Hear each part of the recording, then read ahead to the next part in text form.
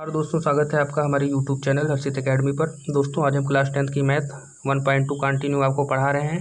दोस्तों इस एक्सरसाइज को देखने से पहले आप हमारा पीछे का वीडियो ज़रूर देख लें, जिसमें मैंने आपको लासा और मासा की डिफिनीशन और पूरा उसका खेल समझाया था। आइए हम बात करते हैं प्रश्नावली 1.2 की। भैया प्रश्नावली 1.2 में पहला क्वेश्चन है, निम्नलिखित संख्याओं को अभाज्य गुणनखंडों के गुणनफल के रूप में व्यक्त कीजिए। भैया और इसका पहला क्वेश्चन है 140।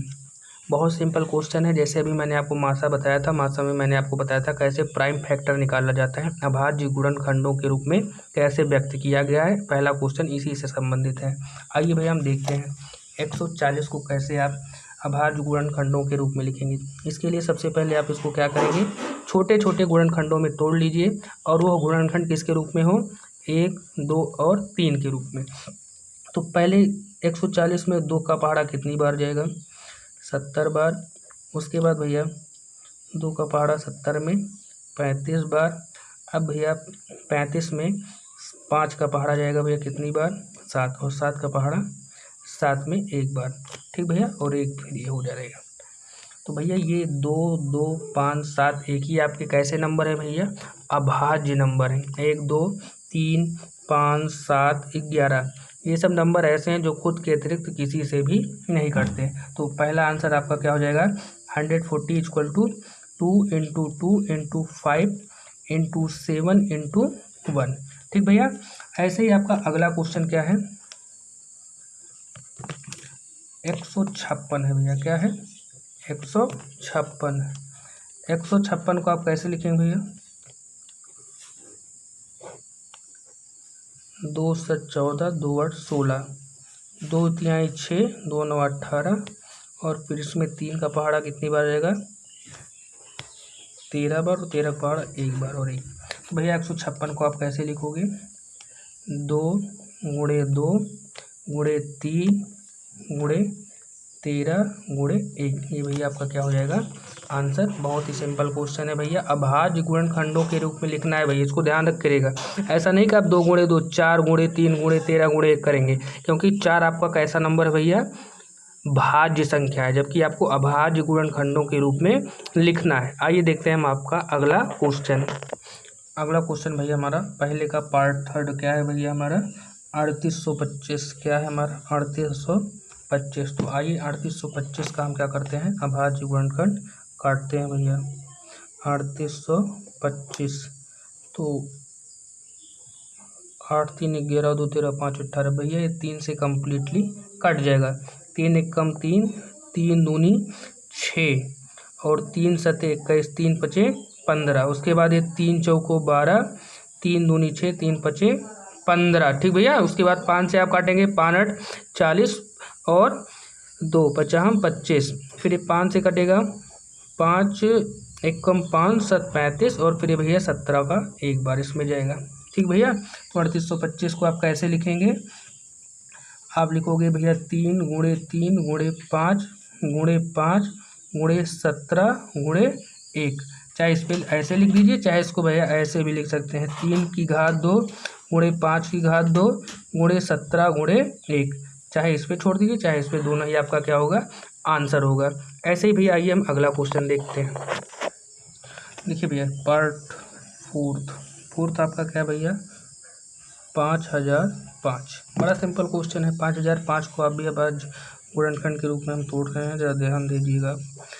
5 की टेबल 5 में कितनी बार जाएगा भैया, 1 बार, 2 0 और 1। ठीक भैया, ये हो गया हमारा 1001।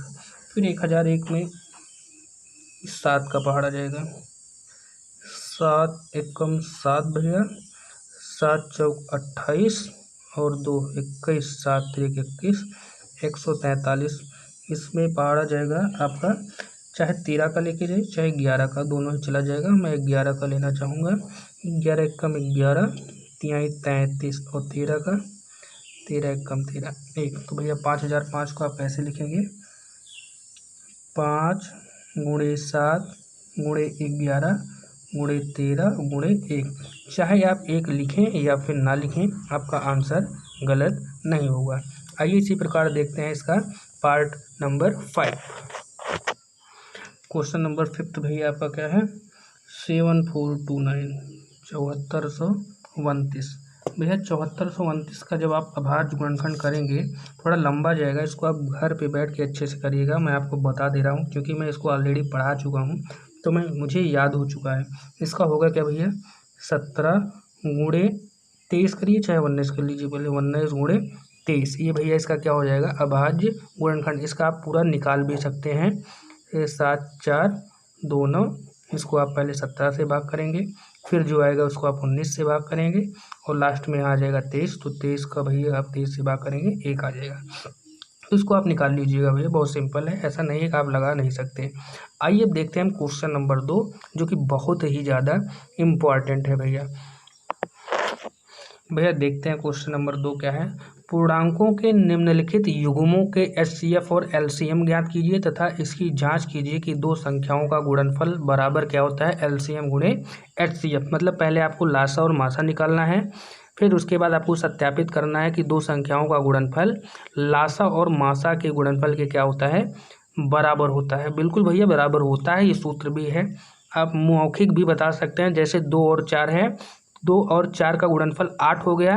2 और 4 का जब आप लासा निकालेंगे 4 आएगा, और 2 और 4 का जब मासा निकालेंगे 2 आएगा। 4 और 2 का गुणनफल भी क्या आया 8 आया, लेकिन मौखिक नहीं, आपको निकालना भी है। तो इसमें पहला क्वेश्चन आपका क्या है 26 और 91। कोई दिक्कत नहीं भैया, 26 का आप क्या करिए पहले अभाज्य गुणनखंड लिखिए, मैंने आपको तरीका बता रखा है।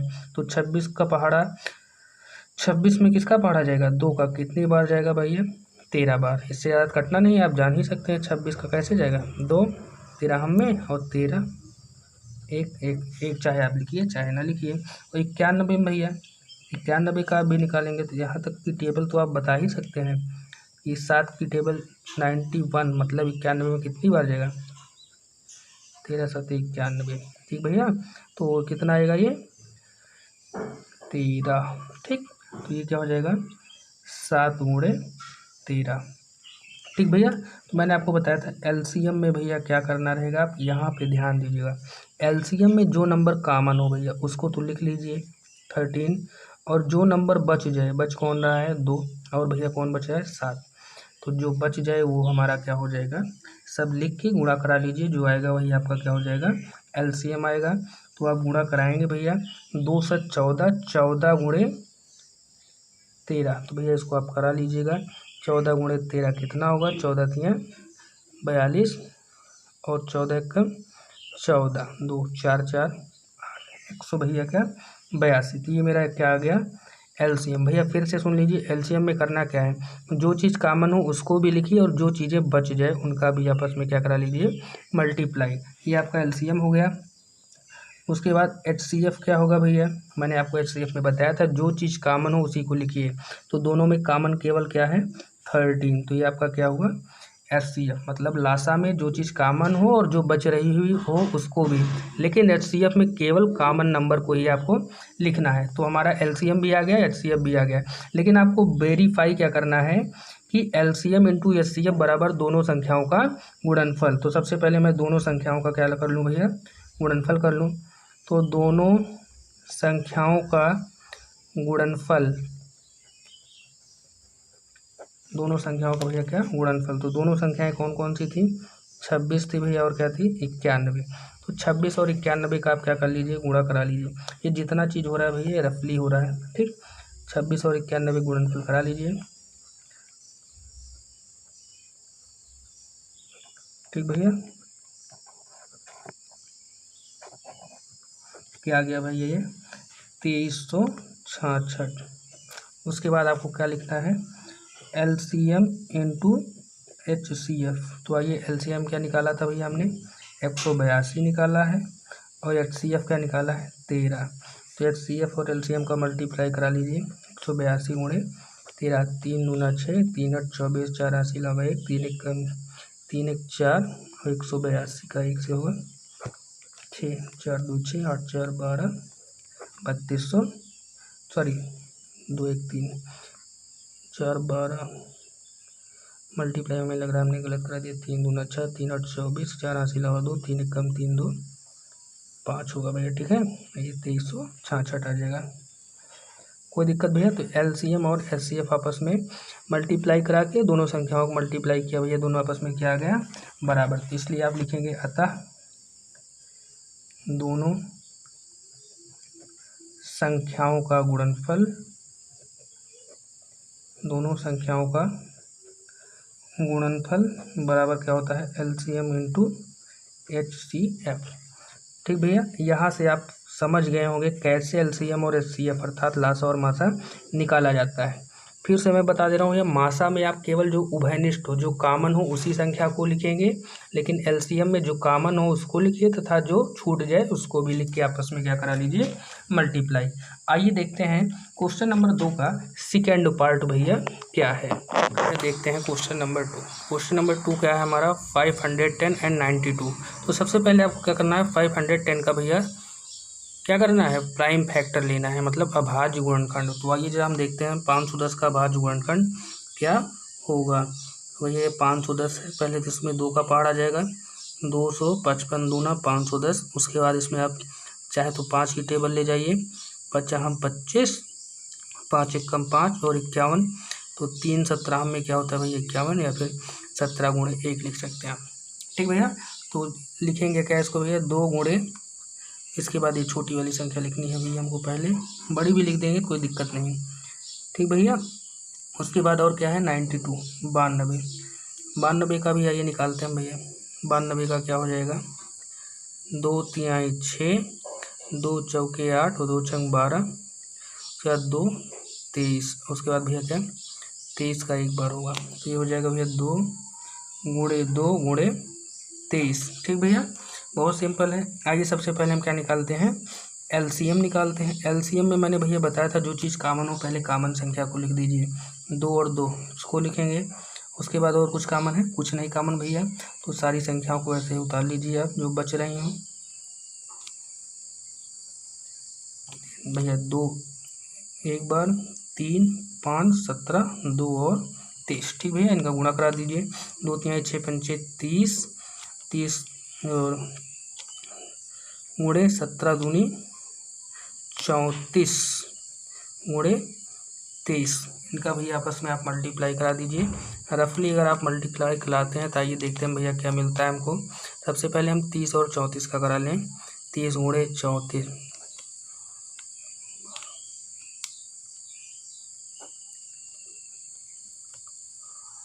1020 गुणे भैया क्या है फिर?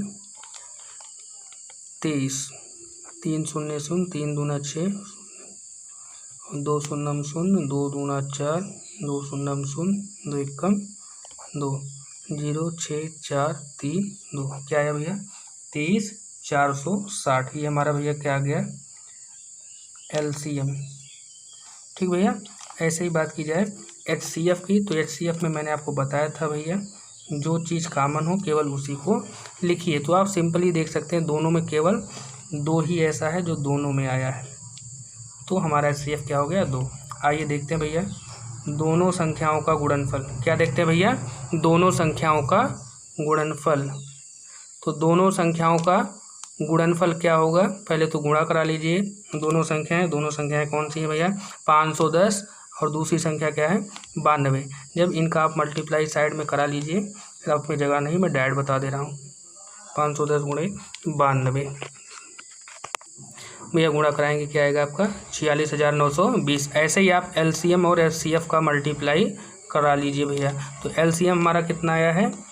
23,460 और गुणे एचसीएफ कितना आया है? 2। तो भैया जब इसका गुणा कराएंगे 2 शून्य शून्य, मतलब यही टोटल डिजिट आ जाएगी 46,920। तो आप देख रहे हैं दोनों आपस में क्या रहे हैं भैया? बराबर आ रहे हैं, इसलिए आप इसको क्या लिख देंगे कि दोनों संख्याओं का गुणनफल बराबर लासा गुणे मासा। ठीक भाई, इसको लिखना ना भूलिएगा, दोनों संख्याओं का गुणनफल बराबर लासा गुणे मासा। आइए हम देखते हैं क्वेश्चन नंबर 3 क्या है हमारा। अगला क्वेश्चन है हमारा 336 और 54। तो आइए सबसे पहले हम 336 का भैया क्या करते हैं? अभाज्य गुणनखंड लेते हैं। तो 336 का भैया अभाज्य गुणनखंड क्या आएगा? सिंपल है बहुत, 2 से कट जाएगा, 2 एकम 2, बचा कितना भैया? 1 बच गया, 1 13 हुआ, 2 छंग 12। उसके बाद भैया यहाँ भी 1 बचेगा और उसके बाद ये हो जाएगा 2 8 16, फिर 2 8 16, 2 चौको 8, 2 के 8 42 और 2 भैया, फिर 21 बार, फिर 3 भैया, फिर 7। तो इसको आप कैसे लिखेंगे? 2 गुणे 2 गुणे 2 गुणे 2 गुणे 3 गुणे 7। ठीक भैया। उसके बाद आप क्या करेंगे? 54 का भाज्य गुणनखंड काटें भैया। इसको मैं मुँह से ही काट सकता हूँ, लेकिन आपके लिए मैं कर दे रहा हूँ। 54 का भैया क्या आएगा? 2 दूना 4, ठीक, 1 बचेगा 14, 27, 3 9 27, 3 3 9, 3 1 3। तो 2 लिख के भैया 3 गुणे 3 गुणे 3। तो आपका भैया एलसीएम क्या आ जाएगा? सबसे पहले मैं यहाँ एचसीएफ निकालना चाहूँगा, क्योंकि जो चीज़ कॉमन हो उसको आप तुरंत लिख लीजिए। 2 2 बार आया, 1 बार यहाँ लिखिए, उसके बाद 3 यहाँ पर आया, 3 यहाँ पर लिख लीजिए। बाकी बची हुई संख्याएं क्या है भैया? इसका मैं एक तरीका भी और बता दे रहा हूँ आपको। बची हुई संख्याएं क्या हैं? 2 गुणे 2 गुणे 2 गुणे 7 गुणे 3 गुणे 3। ठीक भैया। यहाँ गुणा कराएंगे, 2 3 6 दूना 8 दूनी 16 दूनी 32, 32 गुणे 3 त्रिका 9, 3 3 9 9 7 63। इसका आप जब गुणा कराएंगे 2 3 6 ओवरऑल, जब आप इसका गुणा करा लेंगे तो भैया क्या आ जाएगा आपका? ये 2 6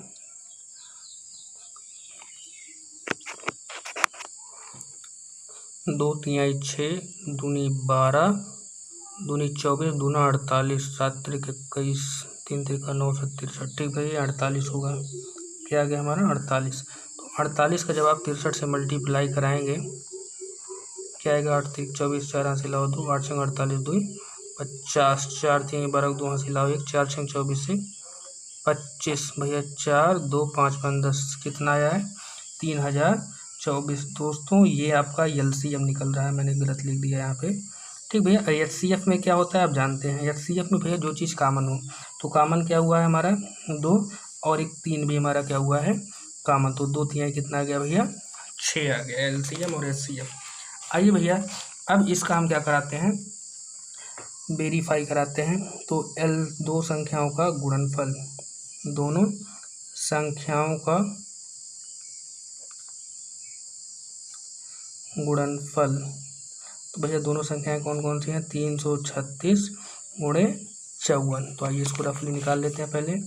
336 गुणे 54, 4 6 24 के 4 हाथ इलावा 2, 4 3 12 2 14, 4 हाथ इलावा 1, 4 3 12 1 13 और 5 6 30 के 0 हाथ इलावा 3, 5 3 15 3 18 8 हाथ इलावा 1, 5 3 15 1 16।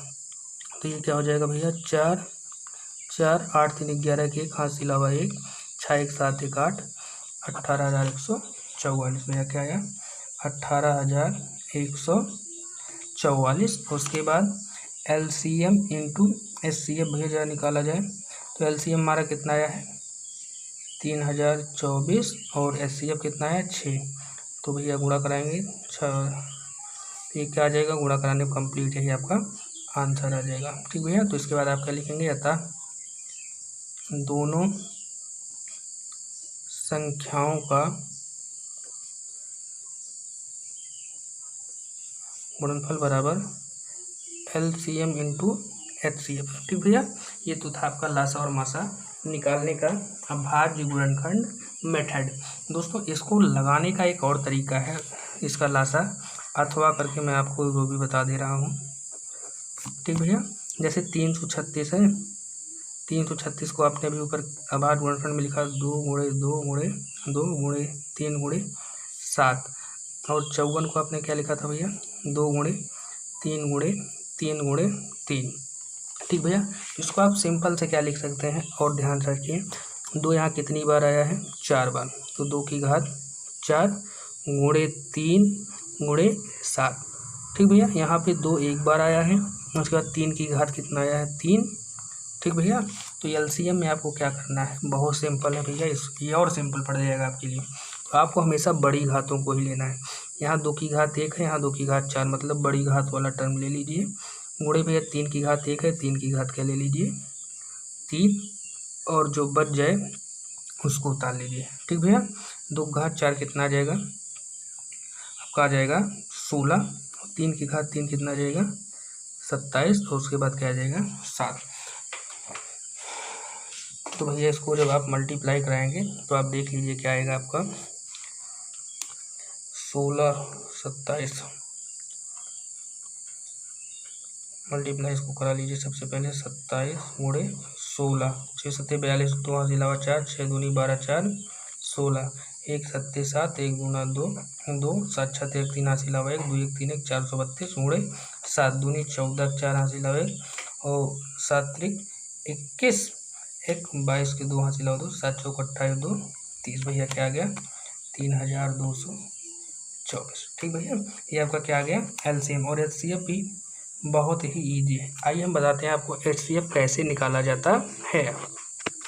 एचसीएफ में भैया कुछ नहीं होता है, इसमें करना क्या है आपको, 2 की घात 4 और 2 की घात 1 में जो छोटी घात कॉमन हो 2, और 3 की घात 3, 3 की घात 1 में जो छोटी घातें हैं उनको आपस में गुणा करा लीजिए। 2 3 6 आ गया। ठीक भैया, यहाँ पे क्या करना है, लासा में आपको बड़ी घातें रखनी है और लासा में मासा में आपको छोटी घातें लेनी है भैया। ठीक, ये था हमारा क्वेश्चन नंबर सेकेंड का 3rd नंबर क्वेश्चन। अब आइए हम बात करते हैं क्वेश्चन नंबर 3 की। भैया क्वेश्चन नंबर 3 क्या है भैया, क्वेश्चन नंबर 3 है हमारा, अभाज्य गुणनखंड विधि द्वारा निम्नलिखित पूर्णांकों के महत्तम और लघुत्तम समापवर्तक ज्ञात कीजिए। बहुत सिंपल क्वेश्चन है, जैसे भी पीछे के क्वेश्चन नंबर 2 में आपने एलसीएम और एचसीएफ निकालना है, केवल इसमें भी वही करना है। बस वहाँ 2 डिजिट दिया था, यहाँ पे 3। इसको मैं मुँह से ही करना चाहूँगा भैया। 12 का भाज्य गुणनखंड 2 दूना 4 तिहाई 12। 15 का भैया 3 बचे 15, और 21 का भैया 3 सते 21। तो एचसीएफ में क्या करना है भैया, एचसीएफ में जो चीज़ तीनों में आई हो उसको आप लिख लीजिए। तो 3 3 3 केवल यही कॉमन है, तो हमारा एचसीएफ क्या हो जाएगा 3। और एलसीएम के लिए मैंने आपको बता ही रखा है। पहला भैया क्या कि जो चीज़ कॉमन हो उसको लिखिए, उसके बाद जो चीज़ें बच रही हों 2 गुणे 2 गुणे 5 गुणे 7। भैया 3 दूनी 6 दूनी 12 पंचे 60, और 60 का जब आप 7 से गुणा कराएंगे 6 सत्ते 42 क्या आएगा 420। यही आपका भैया क्या होगा आंसर। और दूसरा तरीका तभी मैंने आपको बताया था, इसको लिख सकते हैं 2 की घात 2 गुणे 3, इसको भैया 3 गुणे 5, और इसको भैया 3 गुणे 7। तो पहली चीज़ तो जो चीज़ कॉमन हो भैया उसको लिख लीजिए 3, और जो चीज़ें बच रही हों वही 2 दूना 4 3 12 पंचे 60 सत्ते 420। ठीक भैया, उम्मीद करते हैं आपको समझ में आ रहा होगा।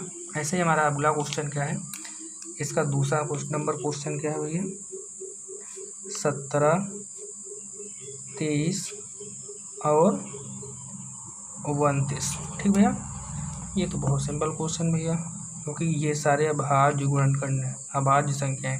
17 किसी की टेबल में नहीं आता, 17 गुणे 1 23, 23 भी किसी की टेबल में नहीं आता, 23 गुणे 1 29 भी किसी की टेबल में भैया नहीं आता। तो पहली बात तो एचसीएफ क्या हो गया, कुछ नहीं कॉमन है तो एक लिख लीजिए भैया, एक आपका कॉमन हो गया। और एलसीएम में मैंने आपको बताया था जो भी संख्याएं हों उनको आपस में मल्टीप्लाई करा लीजिए और जो कॉमन हो उसको लिख दीजिए। ठीक भैया, तो सबका आपस में आप क्या करा लीजिए मल्टीप्लाई। तो 23 गुणे 29, 9 तिरिक 27 के साथ हाथ इलावा 2, 9 दूनी 18 2 20, 23 दूना 46, 7 6 और 4 2 भैया क्या 6। ठीक है, गुणे 17 भी बचा है भैया आपका, 7 7 49 के 9, और 7 6 42, और 42 4 46, और 7 6 42 4 46 767। ठीक, 9 7 6 13 3 80 लाओ 1 6 6 12 1 13 3 80 लाओ 1 6 4 10 11 11 339। ठीक भैया, ये हमारा क्या हो गया आंसर। दोस्तों इसमें आपको एक चीज़ ध्यान रखना है, यहाँ लासा गुणे मासा बराबर एलसीएम इंटू एचसीएफ नहीं करना है। जब आप वेरीफाई करने के लिए क्वेश्चन में दिया हो तभी उसको आप क्या करेंगे हल करेंगे। आइए देखते हैं इसका क्वेश्चन नंबर 3 हमारा क्या है, 8 9 व 25। बहुत सिंपल क्वेश्चन है दोस्तों ये भी। 8 को पहले आप क्या करेंगे 2 दूनी 4 दूनी 8, 9 को क्या लिखेंगे 3 गुणे 3, और 25 को क्या लिखेंगे 5 गुणे 5। तो HCF भैया ध्यान से आपको देखना है, पूरे में कुछ कॉमन है नहीं, कॉमन भैया इंटू 1 कर लीजिए जब कुछ कॉमन ना हो। तो HCF क्या आ गया 1 भैया। और LCM भैया हमारा क्या हो जाएगा, जो चीज़ें बच रही हों पहले तो उनका मल्टीप्लाई करा लीजिए और जो कॉमन हो उनको लिख लीजिए भैया। तो कॉमन कुछ नहीं है, उसमें दो चीज़ें हैं उनका आपस में गुणा करा लीजिए। तो 8 9 72 गुणे 25 भैया टोटल आप करा लीजिए। ठीक भैया, 5 दूना 10 जीरो यहाँ से लाओ 1, 5 7 35 1 36 और 2 दूना 4 2 7 14 0 6 4 10 4 3 7। ये भैया हमारा क्या आ गया 18। ये भैया हमारा क्या था लासा और मासा। किस विधि से भैया, ये है आपकी कौन सी विधि, अभाज्य गुणनखंड विधि। दोस्तों अगर यह आपको वीडियो पसंद आए तो वीडियो को लाइक करना बिल्कुल भी मत भूलिएगा। आइए देखते हैं क्वेश्चन नंबर 4। ठीक भैया, क्वेश्चन नंबर 4 आपका क्या है, HCF of 306 and 657 equal to 9, then find the LCM of 306 and 657। मतलब 306 और 657 का HCF मतलब मासा कितना दिया है 9, 306 और 657 का लासा ज्ञात करना है। बहुत ही सिंपल क्वेश्चन है भैया। यहाँ HCF क्या दिया है 9 दिया है, ठीक, और LCM आपको क्या करना है फाइंड करना है। बहुत सिंपल है, चूँकि अभी मैंने आपको वेरीफाई कराया था एक फार्मूला, दोनों संख्याओं का गुणनफल बराबर क्या होता है LCM इंटू HCF। दोस्तों ये मोस्ट इम्पॉर्टेंट क्वेश्चन है, कई बार पूछा जा चुका है जो प्योर CBSE बोर्ड में। ठीक भैया, LCM इंटू HCF। तो दोनों संख्याएं कौन कौन सी हैं 306 और 657। तो इसको आप ऐसे लिखेंगे 306 गुणे 657 गुणनफल है ना। उसका बाद LCM आपको निकालना है, इसको ऐसे ही छोड़ दिए इंटू HCF। HCF कितना भैया 9, तो हमको LCM की वैल्यू निकालना है। तो भैया ये 9 हटाना पड़ेगा, 9 इधर गुणे में है, इधर आएगा तो भाग में हो जाएगा बराबर LCM। इसी को आपको काटना है, काट के सीधे आपको आंसर बताना है भैया। ठीक है,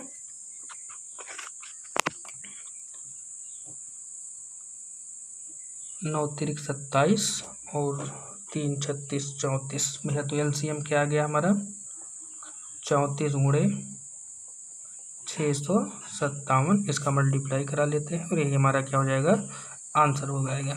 7 चौक 28 के 8 हासिल अलावा 2, 5 चौक 20 2 22 के 2, 4 चौक 24 26। ठीक है, 3 7 21, 3 5 15 और 3 6 18, 8 7 6 13, 9 2 11 1 12, 12,338 1 1 2 सॉरी 22,338।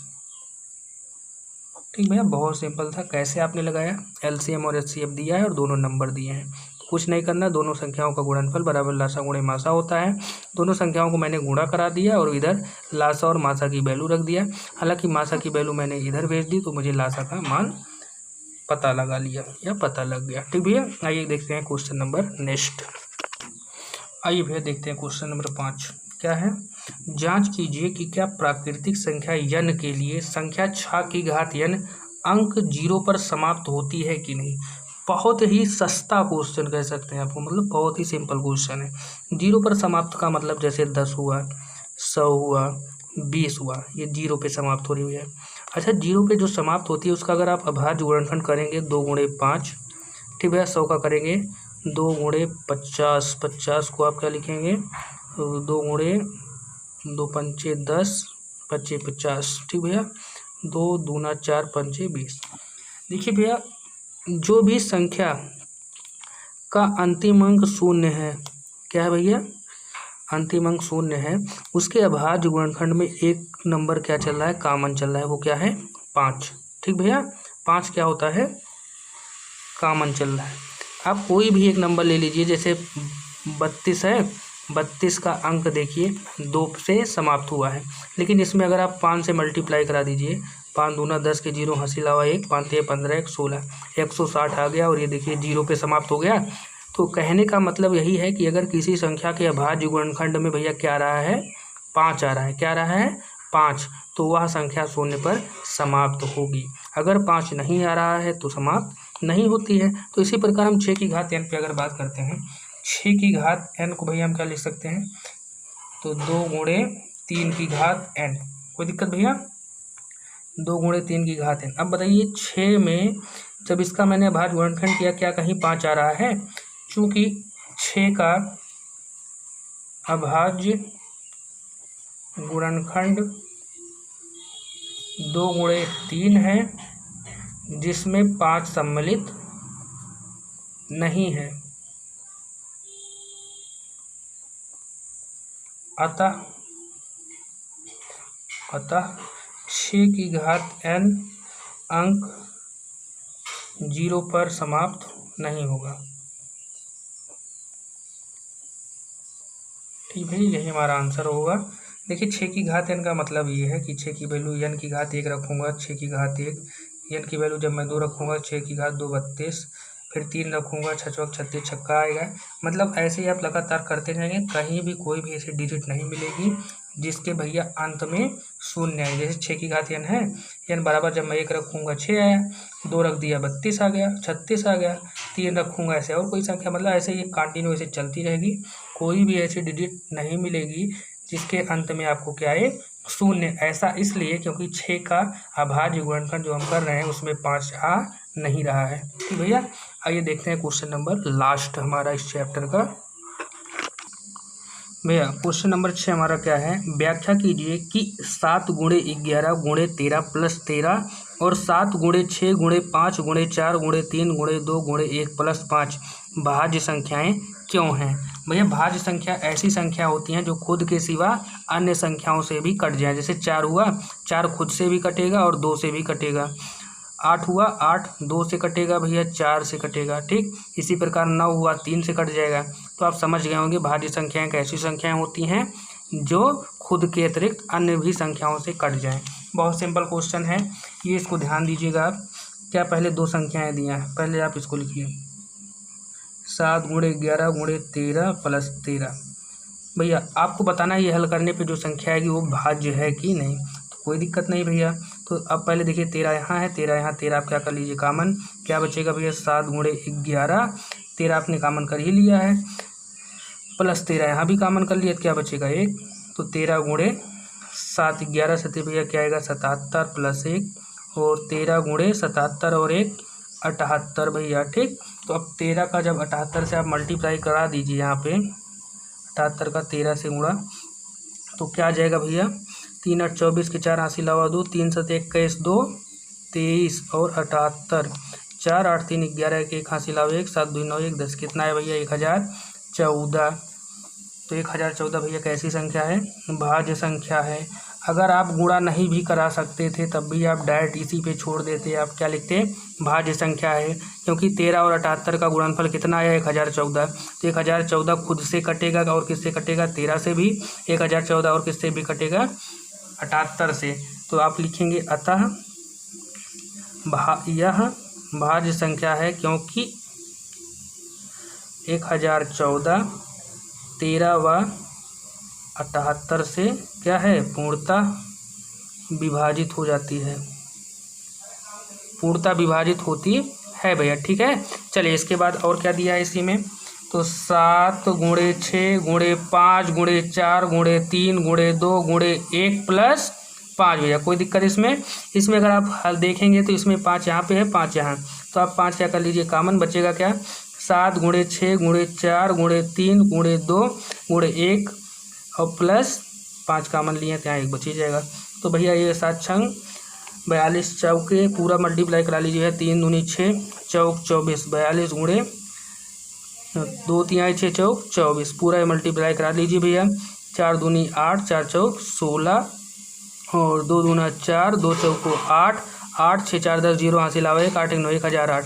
क्या है भैया ये 1008 और प्लस 1 है ये ना भैया। तो ओवरऑल जब आप हल करेंगे तो ये क्या आ जाएगा भैया 1009। 1009 का जब आप 5 से मल्टीप्लाई कराएंगे भैया तो क्या आ जाएगा आपका 9 5 45, 1045।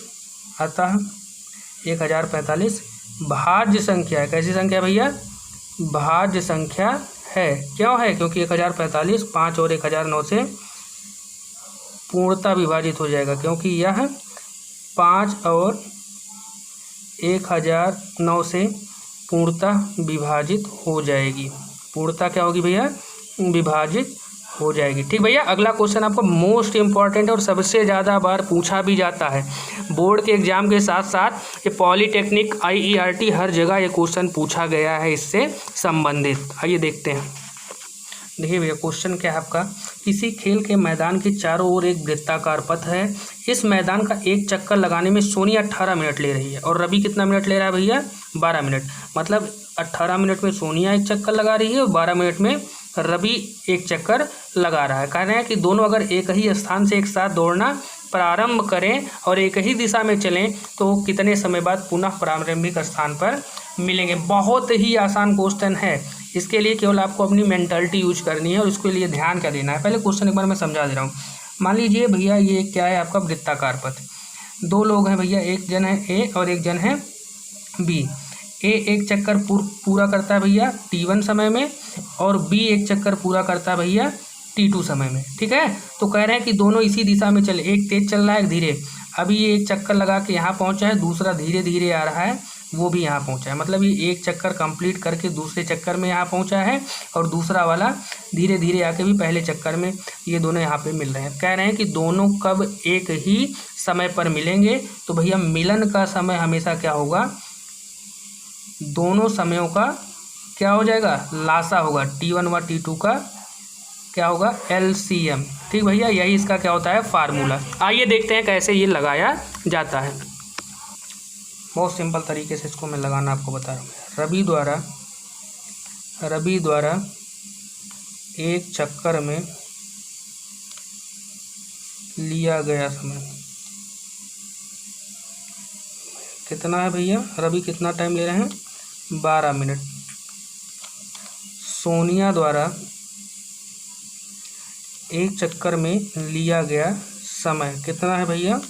18 मिनट। ठीक, अतः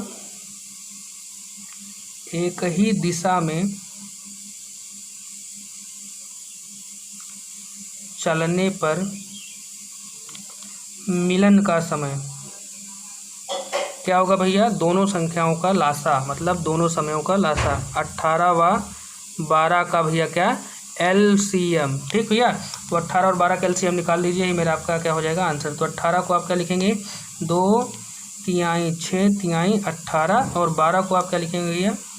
2 दूना 4 तिहाई 12। तो LCM कितना आ जाएगा भैया? जो चीज़ कॉमन हो उसको पहले लिख लीजिए और जो चीज़ें बच रही हैं उनको भी आप क्या करिए? नोट कर लीजिए। 2 तिहाई 6 तिहाई 18 दूनी 36 मिनट भैया। क्या आया? 36 मिनट। अतः आंसर क्या आया? 36 मिनट बाद। कितने मिनट बाद भैया? 36 मिनट बाद दोनों एक ही स्थान पर मिलेंगे। ठीक भैया, आज की हमारी यह एक्सरसाइज 1.2 इसी क्वेश्चन के साथ भैया क्या होती है? समाप्त होती है। अगर आपको वीडियो पसंद आया हो तो वीडियो को लाइक करें, सब्सक्राइब करें और खूब सारा शेयर करिए। धन्यवाद।